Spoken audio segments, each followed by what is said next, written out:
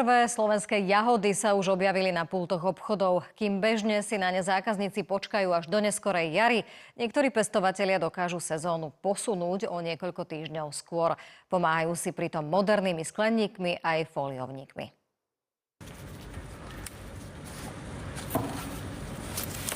Tieto jahody dozreli v kontrolovaných podmienkach skleníka, kde pestovatelia vedia jahodám nastaviť dokonalé prostredie. Vďaka tomu môžu jahody zbierať už v apríli. Ak je treba, tak vieme regulovať kúrenie, vetranie, či už svetlo, alebo aj samotnú vlhkosť. Tým sme získali najväčší potenciál z nich a všetko, čo nám vedia ponúknuť. Vieme prísť na trh veľmi skoro, väčšinou okolo konca marca.